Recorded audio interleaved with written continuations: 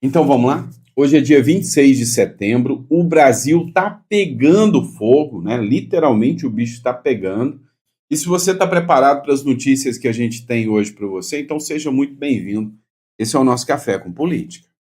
Vamos lá, a gente precisa falar muitas coisas com vocês. Uma delas é o Tarcísio de Freitas. Pois é, o Bolsonaro sinalizou ao Tarcísio de Freitas, mas a revelação que o Tarcísio de Freitas fez é chocante. Inclusive, o que pode estar sendo preparado, a armadilha que podem estar preparando contra o próprio Tarcísio de Freitas é sem precedentes. E ao que tudo indica, parece que não vai ser o Tarcisão o candidato da direita, mas não. Já estão falando em outro nome. Ah, direita, tá? Tem que colocar entre aspas. Vamos falar sobre isso aqui. Agora, outro assunto que a gente vai questionar também é o Pentágono. Pois é, o governo norte-americano acendeu um sinal de alerta na região todinha. Ele fez uma mega convocação, o Pentágono, né? Ele fez uma mega convocação de todos os seus principais militares. Hoje, a especulação é de que algo muito, mas muito grande e perigoso está por vir. E a gente vai falar um pouquinho sobre isso aqui com vocês. Outro ponto que a gente precisa falar, pois é, Luiz Roberto Barroso, tchau, acaba de deixar a presidência do STF, nós vamos falar um pouquinho sobre essa situação aqui que atinge, né, o Luiz Roberto Barroso. E outro ponto, tem uma figura aí considerada não tão democrática, né? Que eu sei que você já esbravejou contra essa figura, que você considera ela um ditador. Pois é. Teve que ser levado às pressas para o hospital e tem muita gente especulando que esse foi, né? Morreu, bateu as botas, foi para a terra dos pés junto. Nós vamos falar sobre isso, tá bom? Então, antes da gente começar com a matéria, não esqueça de se inscrever no canal, curtir, compartilhar. Se o nosso conteúdo é relevante para você, dá uma força para a gente, compartilhando, mandando para mais pessoas. Isso é sempre importante, tá bom? Então, dá uma força para a gente, mandando para mais pessoas, para a gente continuar trazendo esse conteúdo sempre com a máxima relevância para vocês. Combinado? Fechou? Porque aqui a gente traz conteúdo sempre com muita relevância. Vamos lá. Ah, outra coisa, pessoal, não esquece também, tá? Você que busca aí uma residência no Uruguai, um plano B em relação ao Brasil, clica na descrição ou entre em contato com esse número aqui, tá bom? Vai ser um prazer te atender. Bora de matéria? Vamos começar? Então, vamos para cima, porque eu sei que tem muita coisa para gente debater. Vem comigo. Pessoal, vamos entender o que está rolando. Pois é, ontem o Bolsonaro meio que deu o aval para o Tarcísio. Sim, o Tarcísio poderá ser o candidato da direita. Pelo menos é o que diz o jornal Metrópolis. O jornal Metrópolis fez essa matéria aqui, e depois o Flávio Bolsonaro caracterizou como fake news. Diz que é mentirinha da boa, né, da mídia. Vamos assistir essa matéria aqui para ver se realmente é isso que está acontecendo, se realmente o Bolsonaro já sinalizou o Tarcísio ou não. Assiste aqui comigo. O ex-presidente Jair Bolsonaro deu aval para o governador de São Paulo, Tarcísio de Freitas, do Republicanos, disputar as eleições presidenciais com seu apoio. O acordo foi costurado com os líderes do PP e do União Brasil. A dúvida agora é quando a decisão será anunciada. A minha coluna aqui no Metrópolis apurou que há um racha em relação ao calendário. Um grupo defende esperar até dezembro ou janeiro sob o argumento de que isso livraria Tarcísio de ser acusado pelos eleitores de usar o governo de São Paulo como trampolim para o Palácio do Planalto. Porém, os mesmos políticos afirmam que Bolsonaro é imprevisível e que é ele quem definirá esse calendário. Tarcísio deve se reunir com o ex-presidente na semana que vem. A visita está permitida em 29 de setembro, entre 9 e 18 horas. Enquanto isso, o governador foi orientado a manter o discurso de que irá disputar a reeleição. O filho de Bolsonaro, o senador Flávio Bolsonaro, se apressou em dizer que essa informação é uma fake news. Mas os próximos passos você verá na minha coluna aqui no Metrópolis. Pois é, o Flávio Bolsonaro disse que é fake news, e segundo a Andresa Matais, e cá entre nós, a Andresa Matais é uma repórter que é bem profissional, tá? Não é militante de redação, ela é bem profissional, já vi muitas matérias dela, pelo menos eu não vi nenhuma matéria dela militante. Ela disse, olha, o negócio é que orientaram o Tarcísio, orientaram ele a dizer que ele vai manter reeleição. Vem a matéria do Poder 360. O Tarcísio dirá a Bolsonaro que prefere ficar em São Paulo. Mas que revelação bomba essa, né? O Tarcísio disse que prefere ficar em São Paulo. Pois é. A Andresa Matais disse que o Tarcísio foi orientado para falar isso para deixar todo mundo ali na dúvida, né? Para pairar a dúvida se realmente vai ou não, né, ter essa indicação do Bolsonaro, esse apoio 100% do Bolsonaro em relação à presidência da República. Olha só o que diz o Poder 360. Segundo eles, o governador de São Paulo, ele já decidiu, né? Ele já disse que nesse momento o mais apropriado para ele é permanecer no Palácio dos Bandeirantes, disputar a eleição para 2026, senão o Alckmin pode ganhar, o Márcio França pode ganhar. E aí, né, ele disse, né, que vai encontrar com o Bolsonaro já na próxima segunda-feira. E o Poder 360, ele fez uma averiguação e ele apurou que a conversa que o Tarcísio teve com relação a alguns aliados, teve um tom definitivo, né? Ele disse, ele explanou que o negócio dele é reeleição em São Paulo e que ele está fora desse negócio de presidência. Uma coisa é certa, todo mundo aqui sabe que o Tarcísio quer mesmo é a presidência. Agora, isso aqui pode ter influenciado muito, mas muito mesmo na decisão do Tarcísio. Agora, um trechinho dessa matéria me chamou a atenção. Ruptura.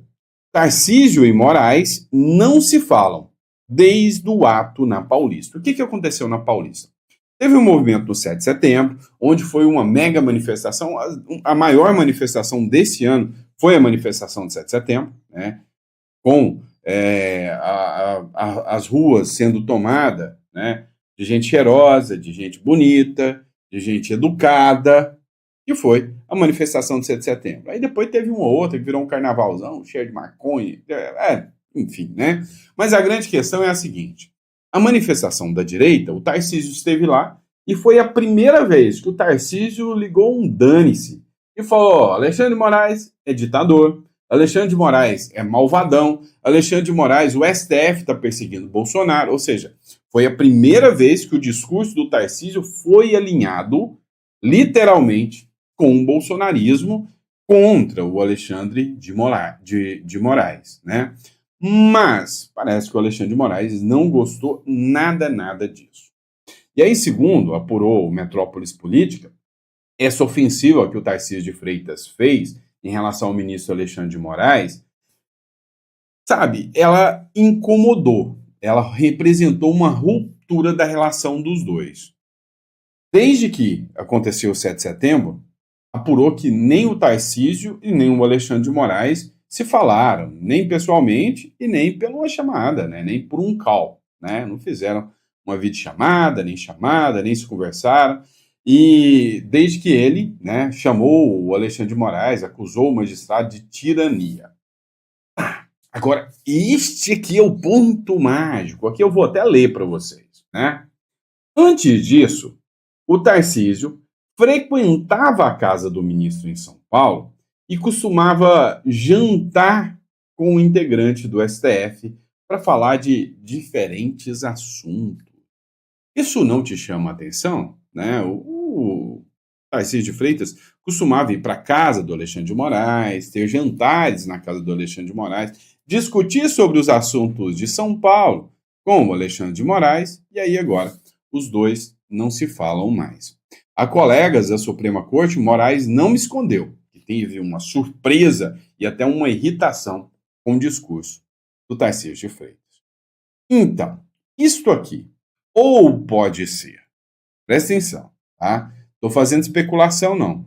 Mas isso aqui, ou pode ser realmente uma ruptura aí, e uma sinalização que o Tarcísio vai abandonar a corrida presidencial e tentar governo, pode sim significar isso, ou pode ser um belo de um teatrinho para falar, não, o Tarcísio rompeu com o Moraes. Depois o Tarcísio entra e tá tudo bem, chega aqui meu nego, vamos resolver agora, né? E vamos levar isso aqui tudo junto. Pois é. Qual a sua opinião sobre isso? Coloca no comentário. A Globo News, através da Ana Flor, né? Não posso falar a mesma coisa dela com relação a Andresa Matais. A Ana Flor disse que os aliados já veem o Tarcísio concorrendo à reeleição, né? E o Centrão começa a apostar em um outro nome para a presidência e vão obrigar o Bolsonaro a dar apoio para esse nome. Ratinho Júnior. Agora, e aí? Ratinho Júnior seria um bom nome? Qual a sua opinião? Escuta só esse trecho da matéria da Globo News aqui.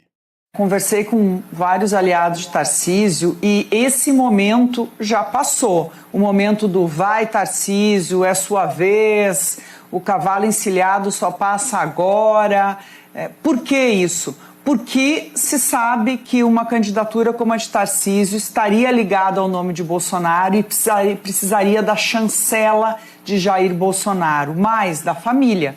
Nas últimas semanas, e dá para falar que a coisa começou a desandar desde ali do anúncio do tarifaço, Tarcísio chegou a se posicionar.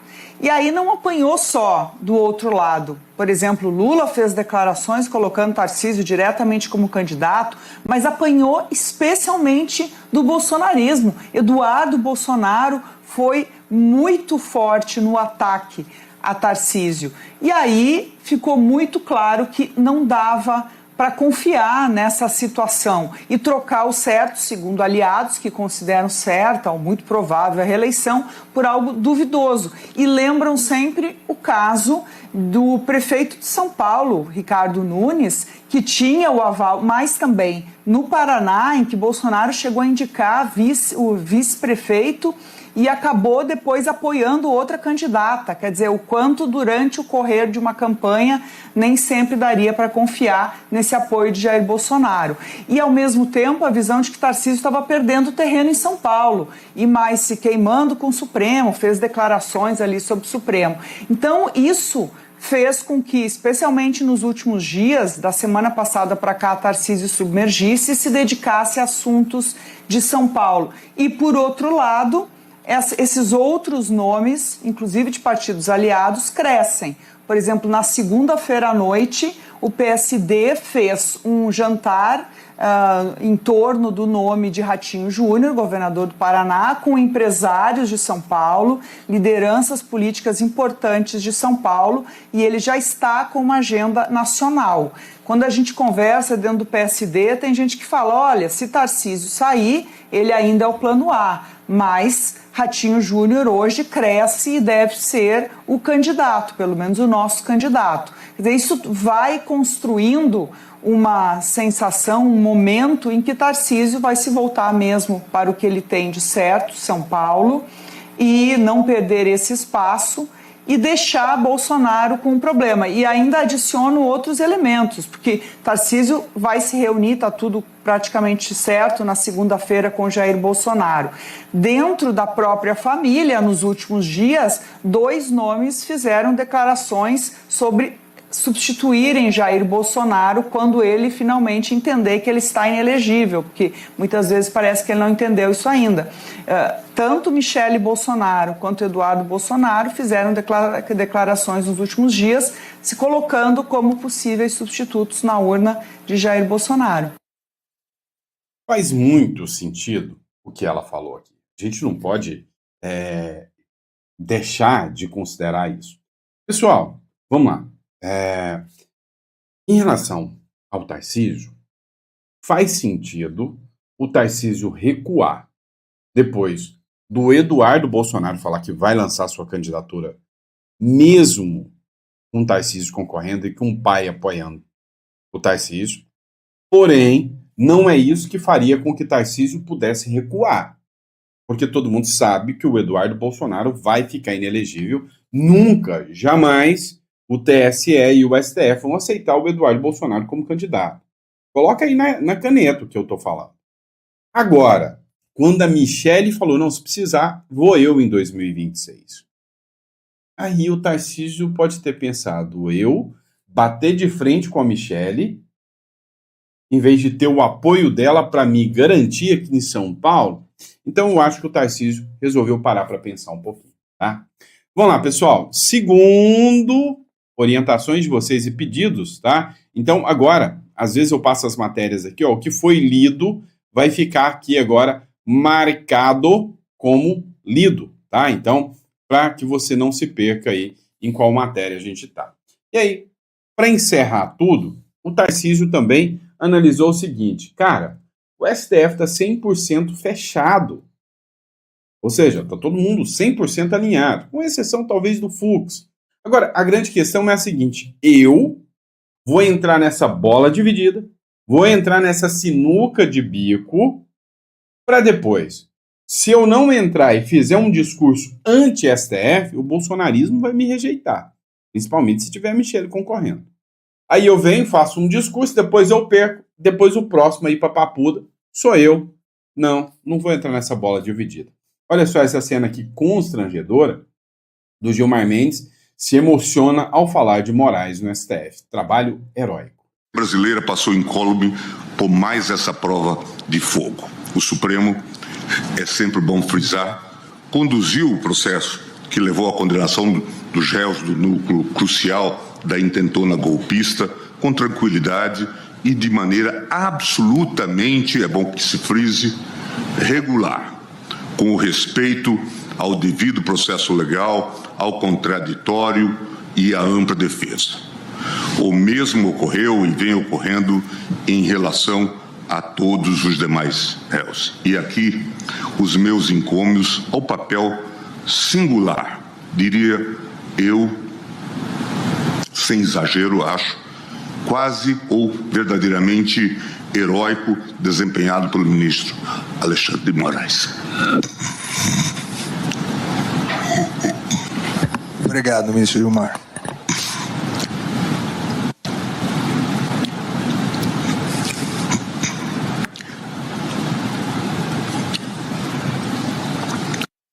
Então, eu não ia assistir essa merda aqui sozinho. Eu ia jogar isso aqui para vocês também. É óbvio, né? Mas assim, a gente vê 100%, né, o fechamento do pessoal aí em relação, né, ao STF. Ou seja, o STF é 100% fechado, 100%, né, alinhado. E aí, encarar isso é difícil. Vamos lá, pessoal, vamos falar sobre isso aqui, ó. Essa aqui é das boas, tá? Pentágono convoca centenas de milhares para reunião misteriosa. Olha isso aqui. O que seria essa reunião misteriosa convocada pelo Pentágono, né? Num momento onde todo mundo fica alerta, onde todo mundo está, sabe, com um sinal vermelho aceso, quando o Pentágono convoca, né, a maioria dos militares, né, principalmente alta patente, todo mundo fica ligado, né, o que pode estar acontecendo. O secretário de Defesa dos Estados Unidos, que é o Pete Hegseth, ele ordenou que centenas de generais e almirantes se reúnam na próxima terça-feira, em Quantico, na Virgínia. A convocação, considerada incomum, foi feita de última hora e não teve sua finalidade divulgada pelo governo. As informações foram publicadas pelo The Washington Post. Aí o que chamou atenção é que essa determinação que foi feita pelo Peter Hegseth, né, que é o chefe da defesa ali, ele atingiu praticamente, né, todos os comandantes militares, todos os comandantes que estão nos Estados Unidos, mas quem está fora dos Estados Unidos também chamou todo mundo de última hora. Você lembra aqueles filmes que participava, que você assistia na sessão da tarde, de ataque alienígena, onde o presidente chamava todo mundo e todos os militares porque ia ter uma operação de guerra?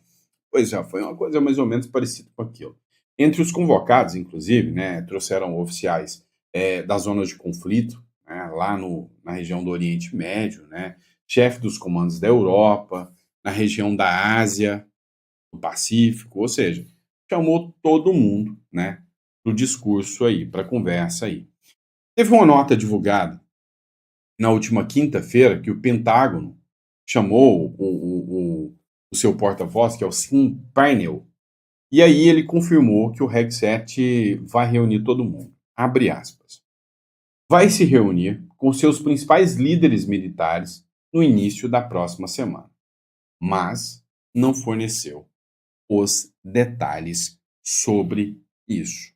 Olha, dado o momento absurdamente absurdo, louco, macabro, doidão que o mundo vem passando, é inevitável você ter um alerta vermelho, né? Você acender um alerta vermelho em relação à maior potência militar fazer uma convocação de última hora como essa. Principalmente depois, né, que a OTAN teve o seu artigo 4º acionado pela Polônia, pela Romênia, onde os russos estão ultrapassando o espaço aéreo. Depois do Donald Trump chamar, né, a Rússia de tigrinho de papel. Pois é, eu acho, eu particularmente, que vem chumbo grosso pela frente aí, né? Eu ainda aposto nessa tese. Vamos lá, pessoal, vamos falar de Metrópolis, né? Pois é, ele, o Barroso, né, vai sair fora, vai pular fora da presidência do STF. E aí, ao sair, né, já foi a última sessão dele como presidente. Ele exaltou a democracia, disse o quanto a democracia está maravilhosa, está maravilhosa, né? A sessão no plenário do Supremo Tribunal Federal de ontem foi a última presidida, mas você acha que o negócio vai melhorar? Não vai não, né? Mas foi a última presidida pelo ministro Luiz Roberto Barroso, né? Depois, 2 anos, né, no comando da cúpula da corte. Ele ficou 2 anos como presidente, aí foi marcado pelo Perdeu Mané, numa mola, entre outras coisas. Em seu discurso, ele exaltou a democracia e afirmou que a corte conseguiu cumprir o seu papel de preservar o Estado de Direito. Bom, tem gente que ainda acredita nesse discurso, né? Abre aspas. Tenho muito orgulho de ter dividido com todos a aventura de defender a Constituição. E foi uma aventura mesmo. Eles consideram isso como uma aventura, né? Nós é que consideramos como coisa séria. Burro é a gente. A democracia e a justiça nesse país complexo, mas fascinante, que todos nós amamos, disse o ministro. Não sei não, viu? Ultimamente tá difícil de amar isso aqui. Quer dizer, amo o povo, amo o país, mas a classe política... mas a classe política. Essa tá difícil. O Barroso vai deixar a presidência na próxima segunda-feira. E aí, adivinha quem assume? O Fachin. Pois é, o Edson Fachin. O Edson Fachin é muito mais comedido, mais ponderado do que o Barroso. Isso aí é inquestionável. Para mim, as figuras mais políticas do STF são Barroso, Dino, Gilmar Mendes e Alexandre de Moraes. Esses são os piores, né? Esses são os mais políticos. O Fachin, ele é na dele. Tem a Carmen Lúcia também. Agora o Fachin. O Zanin me surpreendeu, porque ele é uma figura bem tranquila, bem acometida. São figuras mais tranquilas, né? O Fux fica na dele. Agora, os políticos mesmo são essas figuras aí. Agora, deixa eu te contar. Tem um presentinho para a vice-presidência. Adivinha quem? Sim, ele. O ministro Alexandre de Moraes será o vice-presidente da corte.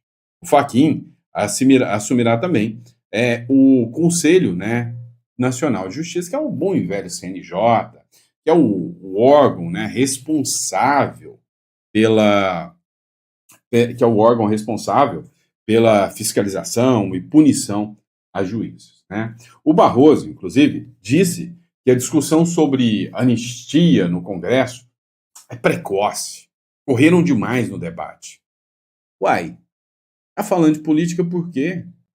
Anistia é coisa do Congresso. É eles que definem quando, sim ou não. Não é um juiz da Suprema Corte que pode dizer que é precoce ou não. Inclusive, sobre a anistia, o Polon fez um discurso. Acho que deu uma lavada na alma aí de muitos brasileiros. Vale a pena você assistir. Polon se revolta e faz forte testemunho em defesa da anistia. Acompanhe aqui. Entregaremos o couro do presidente Bolsonaro como paga dessa injustiça? Nos quedaremos inertes enquanto perpetrada mais uma injustiça? quando os algozes desse povo, refestelam-se com lagostas e vinhos caros pagos por uma população que passa fome. Falo a vocês, eu não admitirei, em hipótese alguma, qualquer coisa diferente da anistia total e absoluta, e não vou dizer aqui geral e restrita, porque a anistia é sim geral e restrita, e qualquer coisa diferente disso é um arremedo de um Estado totalitário e uma ditadura da toga. Peço a todas as famílias, peço a todos os que estão exilados, não esmoreçam, porque nós não esmoreceremos. Hoje, quando me perguntaram, deputado, o senhor vai ser afastado? E o senhor se arrependeu? Lógico, queriam colocar na imprensa, deputado diz que não se arrepende. Pois eu digo em alto e bom tom, eu não me arrependo, e se precisar eu faço de novo, e se for para ser caçado, para defender essas pessoas, que caçem, porque meu pai não fez um covarde, e minha mãe pariu um homem. Canalhas! Não aceitarei, como eu sei que os que ombreiam comigo não aceitarão um arremedo de anistia, usurpando e utilizando essas pobres almas como troféu, como verdadeiros reféns. Que isso ecoe e que saibam que não terão paz no plenário, que não seremos subjugados e não vamos abaixar a cabeça. Há muito pouco tempo atrás se pensava impossível sequer pautar. Há pouquíssimo tempo atrás ouvíamos que, se pautado, seríamos derrotados. Pois que venham, nós livraremos não só essas pessoas, mas utilizaremos essa oportunidade histórica para livrar o Brasil, não só pelos sequestrados, não só pelas vítimas diretas desse holocausto absurdo, mas pela liberdade dos nossos filhos e dos filhos dos nossos filhos. Anistia já! Pois é. Você sentiu o drama do negócio aí, né? Rapaz, né? Ganhou muito moral com esse discurso aí. Lembrando que o Marcos Polon hoje, né, tá na mira do sistema totalmente, tá? Totalmente na mira do sistema, tá? Porque vai ficar, inclusive, afastado. Bora de mais matéria? Vamos lá. Pois é, pessoal, matéria internacional agora, do La Lengua, tá? Do Caribe. Você deve ter conhecido esse ditador aqui, né? Raul Castro, irmão do indigno Fidel Castro, foi internado com urgência em Havana e estão especulando que se foi, né? Morreu, já era, né? Pois é, não sei se isso é verdade, mas são as especulações que estão surgindo por aí, né? Olha só, desde a quarta-feira passada, 24 de setembro, se desatou uma onda de especulações sobre a presunção, sobre possibilidade da morte de Raul Castro, né? De 94 anos, histórico líder do regime cubano e irmão do falecido Fidel Castro. Segundo reportagens extraoficiais, o ex-mandatário havia sido trasladado de urgência para o Centro de Investigação Médico-Cirúrgicas de Havana, né, onde ingressou em caminho da Unidade de Apoio Vital. Pois é, né? E aí fica aí a especulação sobre, né, a morte do Raul Castro. Não se sabe ao certo se realmente, né, é real ou não. A falta de transparência gerou incerteza na ilha e fora dela também.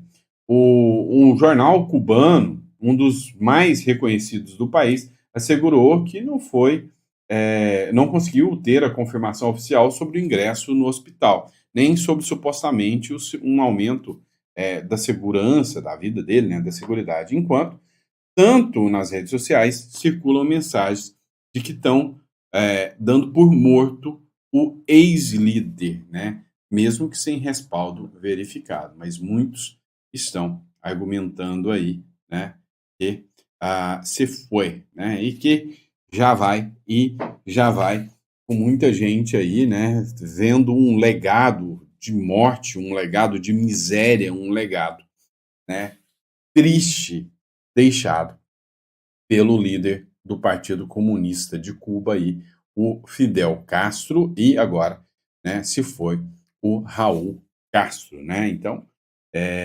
viveu 94 anos aí ainda, né? 94 anos em cima do sangue do povo cubano, né? Do sangue do povo cubano.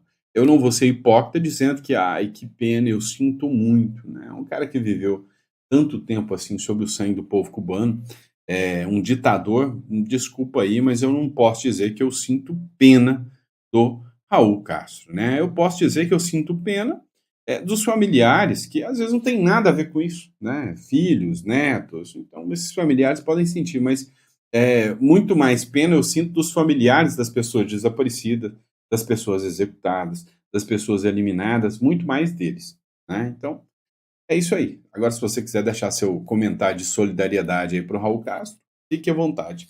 Coloca aí no comentário. Bom, então muito obrigado pela confiança, pela credibilidade. É sempre um prazer e uma honra poder estar aqui com vocês. E eu vejo vocês já no próximo editorial. Um grande abraço. Fiquem com Deus. Ah, detalhe, pessoal, para você, tá? Você está vendo o que está rolando no Brasil. O negócio está ficando cada vez mais tenso.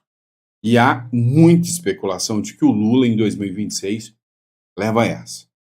Você vai confiar só no Trump? É sério? Então, entre em contato aqui com a gente, tira uma cédula, uma residência fora do Brasil para você ter um plano B. Aprende a conhecer novos países, deixa grana lá fora, não seja uma vítima só do controle estatal, do Drex, ou seja, tenha liberdade. A gente quer te ajudar. Clica aqui na descrição ou entre em contato por aqui e alguém aqui da nossa equipe vai te atender, tá bom? Grande abraço, fica com Deus e eu vejo vocês já no próximo editorial.